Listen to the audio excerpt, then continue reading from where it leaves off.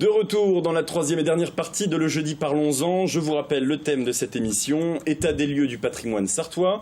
Pour cette troisième partie et cette question, le développement est-il facteur de patrimoine ? Non, le patrimoine est-il facteur de développement ? Pardon, sinon ça ne veut rien dire. Effectivement. On accueille sur ce plateau Delphine Massard. Bonsoir. Bonsoir. Alors vous êtes l'animatrice de l'architecture, du patrimoine, du pays, je savais que j'arriverais pas une deuxième fois, du pays d'art et d'histoire de la vallée du Loir. Qu'est-ce que c'est ? Alors c'est vrai que c'est un titre un peu long, c'est un titre officiel qui est déterminé par le ministère de la Culture, puisque le label Pays d'art et d'histoire est un label décerné par le ministère de la Culture à un certain nombre de territoires qui s'engagent justement dans la valorisation du patrimoine et qui en font un projet de territoire. Et du coup, mon titre aussi est important, animatrice de l'architecture et du patrimoine, parce que c'est pas que le patrimoine, c'est aussi l'architecture moderne. Et comme ce qui a été dit un peu précédemment, on n'oppose pas patrimoine et architecture, parce que pour nous, en fait, même si c'est un bâtiment ancien, ou qu'il soit un bâtiment ancien ou un bâtiment nouveau, c'est de l'architecture. Ce qui compte, c'est ses qualités intrinsèques, son usage et effectivement sa durabilité. Donc nous, on va s'interroger sur ces éléments-là. Et c'est vrai que du coup, on ne fait pas vraiment de distinction. On va regarder un bâtiment du 21e comme on regarde un bâtiment du 15e siècle. Et je dois dire que les bâtiments de qualité du 21e sont aussi rares aujourd'hui que les bâtiments de qualité du 15e siècle, puisqu'on vient juste de débuter le siècle. Donc, vous parliez de rareté tout à l'heure. On pourrait dire que le patrimoine du 20e siècle, n'importe quel bâtiment de qualité, enfin, un vrai projet avec une recherche architecturale et qui correspond à un usage très précis, pourrait rentrer tout à fait dans le patrimoine, puisque c'est rare aujourd'hui. Très bien. Quels sont les enjeux du patrimoine ? Il y en a de nombreux. Pour nous, en Vallée du Loir, il y a bien sûr tous les aspects de préservation, comme partout ailleurs. C'est aussi un enjeu pour nous touristique. On est quand même encore une région touristique importante. Et donc, du coup, la préservation du patrimoine est aussi un enjeu économique de ce point de vue-là.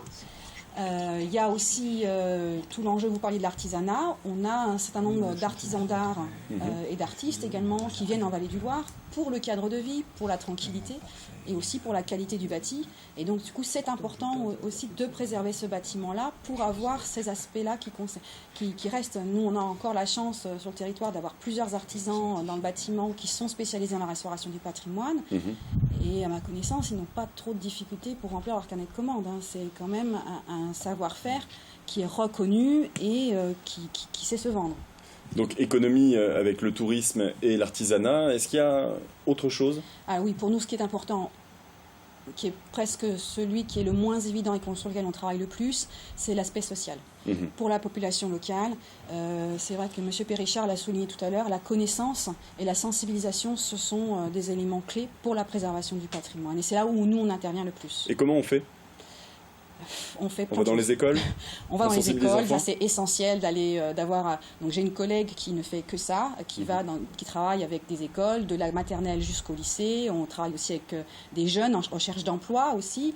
On travaille avec les élus, bien sûr, pour le conseil, tout ça. Et on travaille aussi beaucoup avec la population locale. On a, par exemple, monté une charte architecturale et paysagère.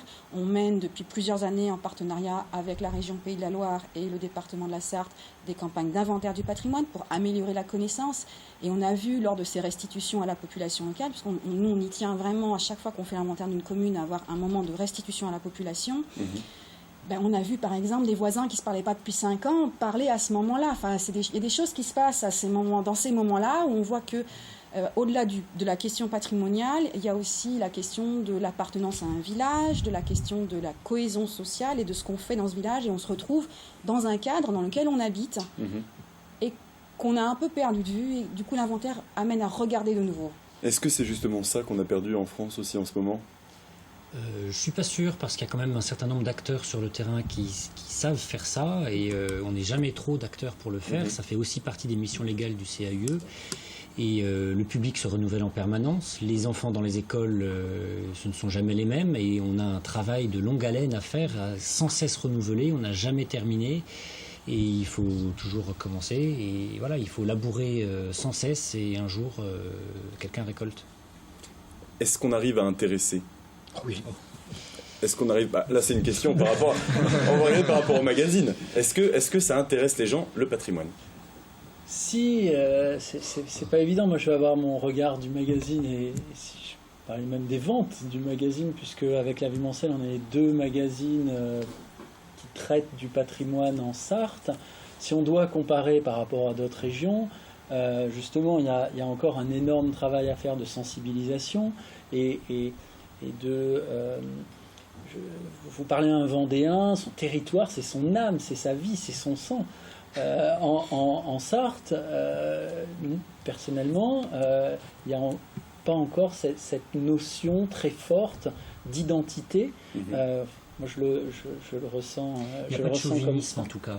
Mais on a de la marge de manœuvre entre l'absence de chauvinisme ou le chauvinisme. Et c'est effectivement ce que vous décrivez. C'est ce sentiment d'appartenance, la conscience de l'identité locale.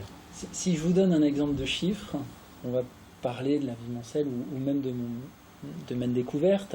On va dire qu'on est à 2 000 à 3 000 lecteurs chacun. Vous êtes sur le même magazine en Vendée, c'est 60 000 à 70 000 lecteurs. Donc on n'est pas du tout sur la même proportion. Et c'est pour ça qu'on a beaucoup de travail encore à faire.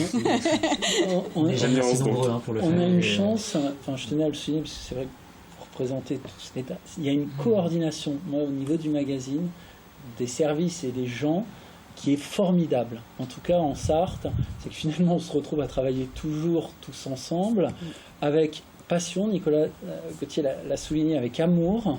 On n'en parle pas assez, on a fait un livre sur la cathédrale du Mans. La totalité des auteurs ont cédé leurs droits pour la restauration d'une œuvre peinte de la cathédrale. Donc c'est vraiment une bande de gens qui bossent ensemble, qui se démènent, qui soient publics, qui soient privés. Vous parliez très justement tout à l'heure des journées du patrimoine.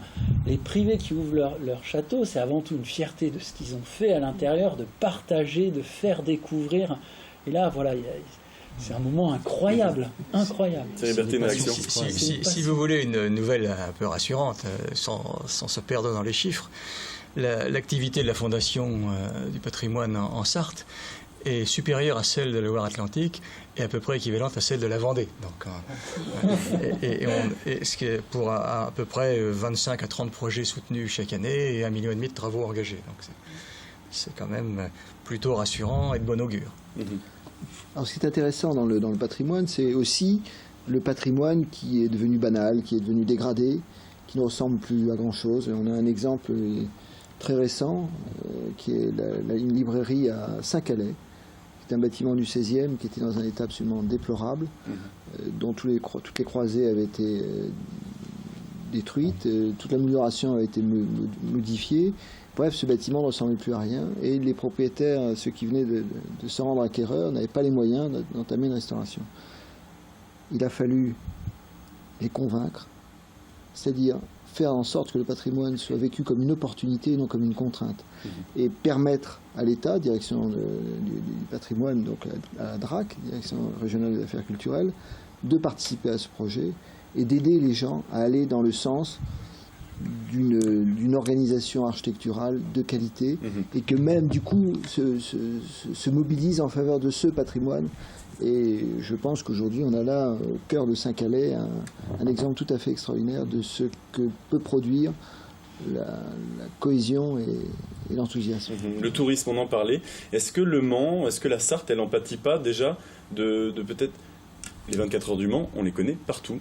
La cathédrale du Mans, peut-être un peu moins. Est-ce qu'on n'empathie pas d'une image qu'on nous a donnée déjà au niveau national, je veux dire, d'une image suffisamment forte pour donner envie aux gens de venir, mais sur un point particulier et pas sur le patrimoine? C'est parce qu'on a la chance d'avoir pléthore de raisons d'être fiers de notre territoire aussi.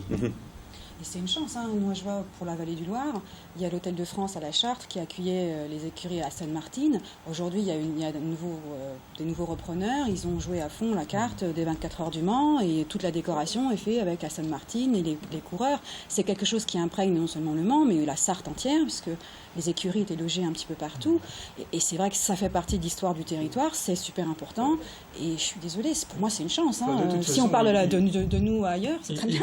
Il vaut mieux avoir un produit d'appel formidable, essayer de capitaliser et de l'utiliser à d'autres fins pour diversifier ce que l'on a présenté. Bon, non, on n'a pas la haute montagne, on n'a pas le bord de la mer, donc on a des atouts qui sont différents. Les 24 heures, c'est aussi du patrimoine. Oui, bien sûr. Vous nous demandiez si... Immatériel, mais ça en est, bien sûr. Mais immatériel et matériel. Immatériel avec le circuit. Le circuit, mais les voitures.